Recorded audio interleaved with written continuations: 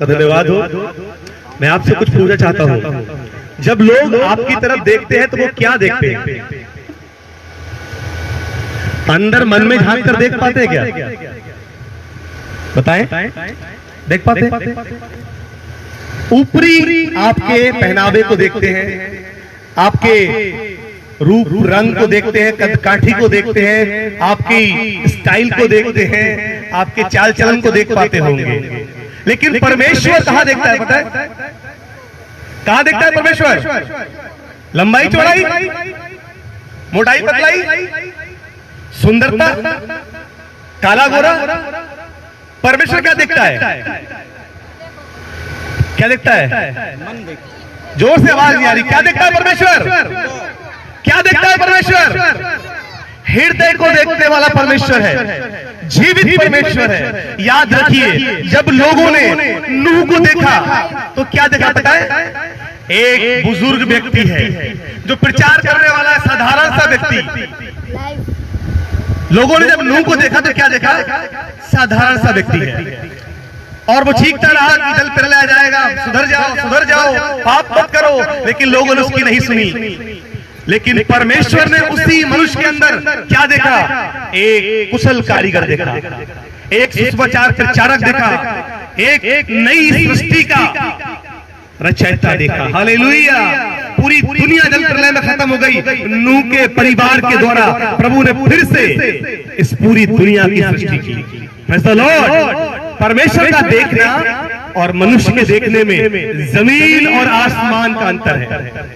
उसके विचारों में और हमारे विचारों में जमीन और आसमान का अंतर है। हालेलुया! जब लोगों ने अब्राहम को देखा तो क्या देखा? एक व्यक्ति जो अपना घर बार छोड़ के चला आया, भेड़ बकरियां पालता है, तंबू लगाकर रहता है। अरे क्या है ये? लेकिन पता है उसके जीवन में संतान भी नहीं थी। वो 100 वर्ष का हो गया, कोई बच्चा नहीं उसके पास। 90 साल से ऊपर उसकी पत्नी हो गई, बूढ़ी हो गई। उन्होंने सोचा जो कुछ इनका है वो सब दूसरे लोग ले लेंगे। मनुष्यों ने ऊपरी तौर पर उन्हें देखना शुरू किया, उनके बीच में ताने मारने शुरू किए। लेकिन परमेश्वर ने इनसाइड देखा, हृदय के अंदर देखा, क्योंकि परमेश्वर अंदर से देखता है। जिसमें लोगों ने बूढ़ी सारा को देखा, बूढ़ी बांझ औरत को देखा, उसी में परमेश्वर ने जातियों की आदि माता को देखा। हालेलुया! जिसमें लोगों ने बुजुर्ग अब्राहम को देखा, उसी में परमेश्वर ने जातियों का पिता देख लिया। हालेलुया! संसार की सारी जातियां आज अब्राहम के द्वारा ब्लेस्ड है।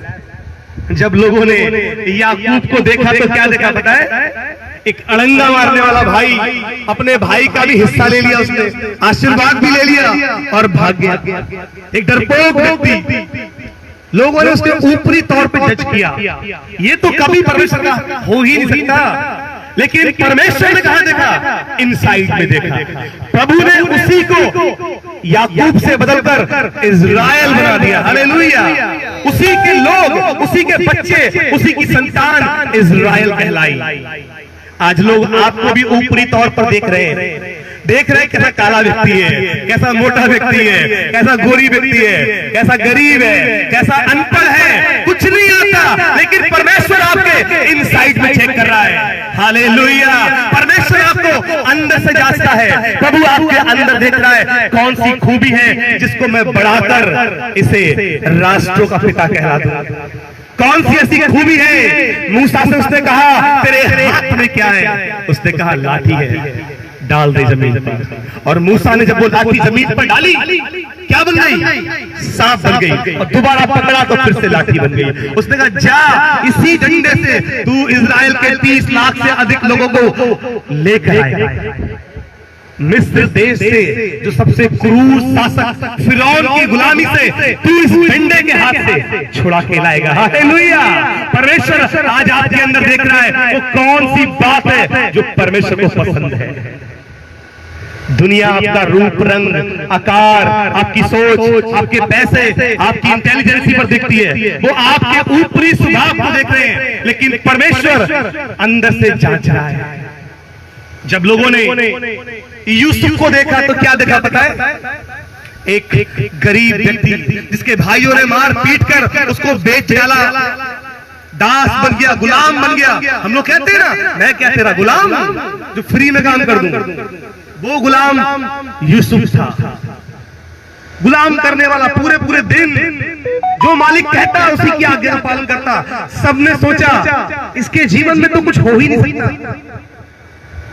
प्रभु ने उसी गुलाम के अंदर मिस्र का प्रधानमंत्री देखा। हालेलुया! कौन देखा? मिस्र का प्रधानमंत्री बनाया, पूरे देश के ऊपर उसने फैलाया। वो गुलाम नहीं, देश का प्रधानमंत्री बना। जब लोगों ने दाऊद को देखा, बताए तो क्या देखा कि भेड़ बकरियां चराने वाला, पीछे पीछे हटालने वाला ये व्यक्ति क्या कर सकता है? उसके भाई लंबे चौड़े थे, ताकतवर थे, गोलियत सामने खड़ा हुआ था और वो ललकार रहा था कि इजराइल के अंदर कोई हो जो मुझसे लड़े। पूरी दुनिया के लोग इजराइल की तरफ देख रहे थे और इजराइल घुटनों पर आ चुका था। उसके भाई जो सूरवीर थे, उन्होंने कहा ये बच्चा कुछ नहीं कर सकता। किसी को उसका ध्यान ही नहीं था, लेकिन एक था जिसने उसका पूरा ध्यान रखा। उसने उसे ताकत दी, बुद्धि दी, अक्ल दी और एक पत्थर से उसने उस जाइंट को, उस राक्षस को, जिसको लोग गोलियत थे, एक पत्थर से गोफन में रखकर मारा और वो जमीन के बल, मुंह के बल, उसी की तलवार उठाकर उसने काट डाला। उसी दाऊद में, जिसको लोग भेड़ बकरियों का चरवाहा समझते थे, परमेश्वर ने सूरवीर योद्धा ठहराया। उसी दाऊद को परमेश्वर ने इजराइल देश का महाराजा बनाया। हालेलुया! जब लोगों ने एस्तर को देखा तो क्या देखा? एक गुलामी की तरह जीने वाली औरत, एक लड़की जिसको राजा ने कहा सारी जवान लड़कियों को मेरे राज्य में ले आओ, मुझे शादी करनी है सबसे सुंदर लड़की से। लोगों ने सोचा कि एक आम लड़की है, ये एक आम लड़की है, ये भी गुलामी में, बंधुआई में गई है। लेकिन परमेश्वर ने एक ऐसी योजना उसके द्वारा बनाई कि जिस व्यक्ति ने, मोद्रेके ने पूरे इजराइल का सर्वनाश करने की सोची, यहूदियों को मारने का प्लान बनाया था, उसी के द्वारा परमेश्वर ने मोद्रेके को उसी के घर में 30 फुट ऊंचे उस फांसी के फंदे पर झुलवा दिया। हालेलुया! पूरे देश के यहूदियों की जान बचाई। परमेश्वर आज मैं बताना चाहता हूं आपके अंदर झांक रहा है। प्रभु आज आपके अंदर देख रहा है वो कौन सी बात है जो परमेश्वर को अच्छी लगती है। जानते हैं, इन सब लोगों में एक बात कॉमन थी, वो ये थी कि ये परमेश्वर का भय मानने वाले लोग थे, ये प्रार्थना करने वाले लोग थे, दुनिया के लिए दिखावा करने वाले लोग नहीं थे। ये अपने बंद कमरे में जाते थे और इजराइल की तरफ अपनी खिड़कियां खोलते थे, यरूशलेम की तरफ मुंह करते थे। घुटने पर घंटों रो रो कर दुआएं करने वाले लोग थे। इन्हें मतलब नहीं था कि लोग मुझे क्या कहते हैं, क्यों देखते हैं, क्या देखते हैं मेरे अंदर, लेकिन उन्हें मतलब था क्या मेरा परमेश्वर मेरी ओर देख रहा है, क्या मेरा जिंदा खुदा मुझे पसंद कर रहा है। आज हम दूसरों की पसंद का कपड़ा पहनते हैं, तुम्हें अच्छा लग रहा है तो मैं पहन रहा हूं, मुझे पसंद नहीं है ना। उनको पसंद है इसलिए ये घर का कलर हमने बदलवा दिया।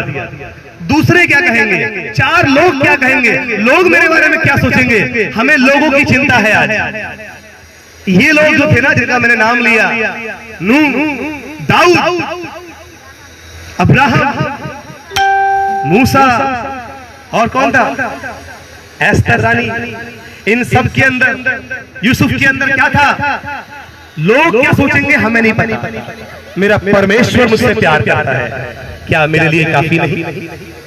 मेरा परमेश्वर मुझे प्यार करता है और उसने मुझे ये समय दिया है, ये मेरे लिए काफी है।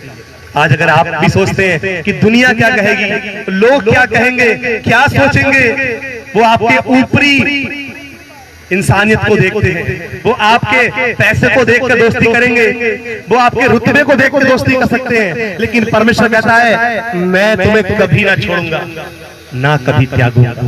मेरे प्रियो, आज परमेश्वर के लोगों के खिलाफ शैतान उठकर खड़ा हो गया है। ये लोग जब खुदा की योजना में शामिल हुए, यिर्मयाह 29 अध्याय पद 11 में लिखा है, मैं तुम्हारे लिए जो कल्पनाएं की है वे तुम्हारे भले की है, हानि की नहीं। खुदा ने आपके लिए प्लानिंग पहले ही कर दी है। उसने कलाम में लिखा है, गर्भ में रचे जाने से पहले मैंने तुझ पर अपना चित्त लगाया। तू मेरा है। भजन संहिता 139 अध्याय में लिखा है, जब मेरी हड्डियां दिन प्रतिदिन बढ़ती जाती थी, मेरे अंग जो मेरी माँ के गर्भ में बनते जाते थे, वे सब रचे जाने से पहले तेरी पुस्तक में लिखे हैं। हालेलुया। परमेश्वर हमें अवसर देता है कि हम जमीन पर आए और कुछ करें उस खुदा के लिए, और उसने हमें चुना है। पर शैतान भी कम नहीं है, याद रखिए, वो अड़ंगा अड़ाता है। जब नूह प्रचार करता था, लोग कह रहे थे पागल हो गया है ये, जल पिघले आएगा, हमें नाश करेगा। हालेलुया। लेकिन उसने अपना काम रोका नहीं, करता रहा, और एक दिन सृष्टि को दोबारा बनाने में उसकी बहुत बड़ी भूमिका अदा की। आज लोग आपको ही पागल समझेंगे, सर्री कहेंगे, इस धूप में मर रहे हो, क्या भोजन के लिए आए हो, क्या मिला है वहां जाकर? लोग आपसे कह सकते हैं पूरे दिन धूप में मरना पड़ गया, बहुत तेज धूप थी भैया, पसीना निकलता रहा, बड़ी घबराहट हो रही थी, कहां जाते, लेकिन बैठना पड़ा। क्या आप इस नाशमान भोजन के लिए आए हैं? अरे ये इससे अच्छा भोजन तो आप लोग, हम लोग सब घर पे खाते ही हैं, लेकिन हम इस वचन के लिए आए हैं जो जिंदा कलाम है खुदा का, उसकी महिमा के लिए आए हैं। Praise the Lord. हम इस खुदा के कलाम के लिए आए हैं ताकि वे भी सुने जिन्होंने अभी तक कलाम नहीं सुना, वे भी जाने खुदा को जिन्होंने अभी नहीं जाना, और वे भी मन फिराए और पश्चाताप करें जिन्होंने अभी तक गुनाह नहीं माने। जब परमेश्वर ने योजना बनाई किसके लिए? अब्राहम के लिए। उसके बच्चे नहीं थे, उसकी पत्नी ने उसकी शादी दूसरी औरत से करा दी ताकि वो जनरेशन खराब हो जाए, और आज तक दूसरी पत्नी के बच्चे इजराइल थे, युद्ध लड़ते हैं। आपको पता है शैतान हमेशा अड़ंगा अड़ाएगा। जब उसने याकूब को चुना तो याकूब के साथ भी नहीं हुआ, उसके ससुर को खिलाफ खड़ा कर दिया, और उसका ससुर उसके साथ बेईमानी करता रहा। लेकिन परमेश्वर ने जिसको आशीष देने के लिए चुना है, उससे कोई आशीष छीन नहीं सकता। कोई भी तुम्हारा अपना ससुर हो, पिता हो, भाई हो, बहन हो, पड़ोसी हो, मित्र हो, अगर तुमसे जलिस रखता है, तुम्हारी आशीष छीनना चाहता है, याद रखिए, you are saved by the grace of God. आप सुरक्षित हैं, कोई आपकी आशीष आपसे छीन नहीं सकता। उसने कहा है जो तुम्हें आशीष दे उन्हें मैं क्या दूंगा? क्या दूंगा? जोर से बोले, आशीष दूंगा। जो तुम्हें आशीष दे उन्हें मैं आशीष दूंगा, और जो तुम्हें कोसे उन्हें मैं श्राप दूंगा। परमेश्वर कहता है जो तुम्हें कोसेगा वो शापित हो जाएगा। याद रखिए, किसी भी मसीह के जन को, किसी भी प्रभु के दास को, किसी भी विश्वासी को जिसमें खुदा का आत्मा है, रूह है, अगर आप भला बुरा कहते हैं तो आप श्रापित हो जाएंगे। इस मामले में सतर्क रहना, अपनी जिंदगी दांव पे मत लगा देना, क्योंकि खुदा के लोगों को जो ब्लेस करता है वो ब्लेस हो जाता है, जो कर्ष करता है वो कर्षित हो जाता है। खुदा की योजना अद्भुत है आपके लिए, वो आज भी आपको प्यार करता है। आपको पता है जब परमेश्वर का चुनाव यूसुफ के लिए हुआ था, उसकी योजना बनी थी यूसुफ के लिए, क्या हुआ? शैतान ने उसके अपने ही भाइयों को उसके खिलाफ खड़ा कर दिया, और उसके अपने भाई उससे जलने लगे कि तू हम पर राज्य करेगा। खुदा ने तुझे चुना है, खुदा ने तुझे ब्लेस किया है, अच्छा तू सबसे छोटा होकर और हम पर राज्य करेगा। और इसलिए उसके अपने भाइयों ने उसे एक दिन जंगल में बुलाया, उसे मारा, पीटा, अधमरा करके और मिस्रियों के हाथ बेच दिया। मिस्र को जाने वाले लोग जो व्यापारी थे उनके हाथ बेच दिया, और उन्होंने जाकर मिस्र में बेच दिया। उनको लगा प्रभु की योजना खत्म हो गई, हमने जो करना था कर लिया, अब तो ये जेल में गया, कैदी हो गया। लेकिन वो भूल गए कि परमेश्वर कहता है तू जहां जहां जाएगा मैं तेरे साथ जाऊंगा, जितने कामों में तू हाथ लगाएगा मैं उन्हें आशीषित करूंगा। जब ये यूसुफ पोतीफर के घर में नौकर था, कैदी था, दास था, गुलाम था, उसकी सारी जमीन पर आशीष आने लगी, उसका घर ब्लेस्ड हो गया। उसकी पत्नी ने उसको गलत करना चाहा, उसको जेल में डलवा दिया। उसने जेल जाना पसंद किया परंतु गलती नहीं की, उसने सोचा कि अब जेल में चला गया, अब तो बात खत्म हो गई। शैतान ने उसे जेल के अंदर डालवा दिया। अब जेल में आदमी क्या कर सकता है? आंसू बहाएगा ना, रोएगा ना। लेकिन पता है परमेश्वर ने जेल के जेलर को भी उसके प्रति दयालु कर दिया और जेल में जो अधिकारी बन गया। Praise the Lord. और जब वो जेल से निकला, भविष्य में ऐसा प्रधानमंत्री आज तक पैदा नहीं हुआ। मैं आपको बताना चाहता हूं, जो व्यक्ति एक रात पहले जेल के अंदर बंद हो, 24 घंटे से पहले वो जेल में बंद था, लेकिन अगली सुबह, जैसे आज रात कोई व्यक्ति जेल में बंद हो, कोई उम्मीद ना हो उसके पास, क्या वो अगले दिन देश का प्रधानमंत्री बन सकता है? कोई उम्मीद है उसके पास? नहीं। लेकिन मेरा परमेश्वर कहता है मैं तुझे छुपाऊंगा। हालेलुया। उस रात जब वो जेल में बंद था, उसको नहीं मालूम था क्या होने वाला है, लेकिन शैतान हंस रहा था कि देखा मैंने खुदा के चुने हुए को जेल के अंदर डलवा दिया। लेकिन वो नहीं जानता था अगली सुबह वो देश का प्रधानमंत्री बनने जा रहा है। यूसुफ अगली सुबह फिरौन के सामने खड़ा हुआ। उसने उसके सपनों का अर्थ बताया और उसने कहा 7 साल भयंकर अकाल आने वाला है। तब मिस्र के फिरौन ने कहा क्या ऐसा कोई व्यक्ति पूरे देश में हमें मिल सकता है जो इतना बुद्धिमान हो? तू ही इस देश का प्रधानमंत्री बनेगा। हालेलुया। ताली बजाएं जोर से के लिए, क्योंकि खुदा के लिए कोई काम कठिन नहीं है।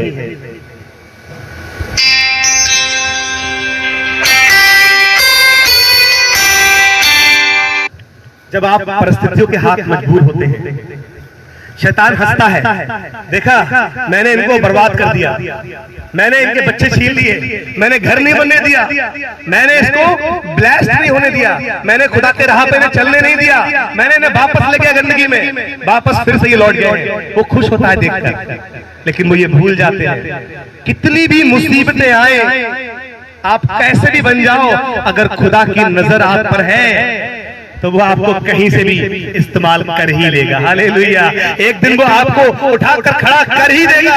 इस भाई धर्मवीर की बात जो वो अपनी गवाही दे रहा था, वो बता रहा था अपने बारे में कि मैं पागल हो गया, माँ चली गई छोड़कर, पिता अपने रास्ते चला गया, कोई सहारा नहीं था।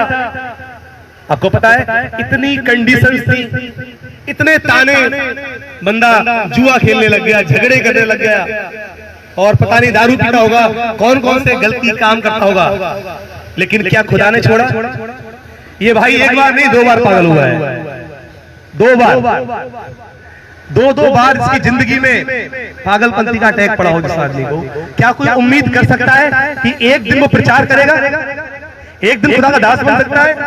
लेकिन परमेश्वर गारंटी देता है जिसको उसने चुना है उसे कोई पीछे कर नहीं सकता। आप तो सलामत है ना, खुदा आपके लिए ब्लेस करने जा रहा है, खुदा आपके लिए योजना बनाने जा रहा है। आपको पता है शाऊल नाम का व्यक्ति था जो कलीसियाओं को उजाड़ता था, मारता था, पीटता था। किसी ने कभी सोचा नहीं कि शाऊल भी कभी खुदा का दास बन सकता है, लेकिन प्रभु ने उसके साथ क्या किया? अद्भुत काम किया, और वो शाऊल से पौलुस बना, कलीसिया को उजाड़ने वाला, कलीसिया को स्थापित करने वाला बन गया।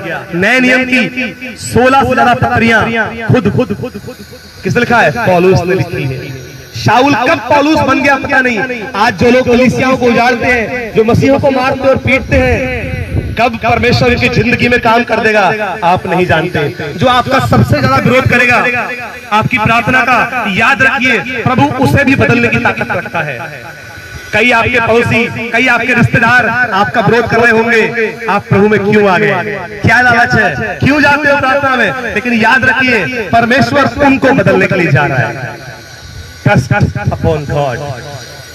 घुटने पे आइए, उनका नाम ले लेकर तब तक उनके लिए दुआ करिए जब तक वो आकर ना कहे अब मेरे लिए दुआ कर दीजिए। हालेलुया। तब तक उनके लिए दुआ करिए जब तक वो खुद आकर ना कहे कि मुझे लगता है कि भैया आप दुआ करेंगे मैं ठीक हो जाऊंगा, आप दुआ करेंगे मेरा काम बन जाएगा, आप दुआ करेंगे मेरी जिंदगी संभल जाएगी। तब तक उनके लिए दुआ करते रहिए, दुआ करते रहिए। इन सारे कैरेक्टर्स को बाइबल के जिन्हें खुदा ने चुना और खड़ा किया, केवल एक बात कॉमन थी कि वे दीन और नम्र थे और दूसरों के लिए दुआएं करते थे। हालेलुया। आइए समय होगा कि हम अपनी आंखें बंद करें और अंतिम प्रार्थना में जाएं।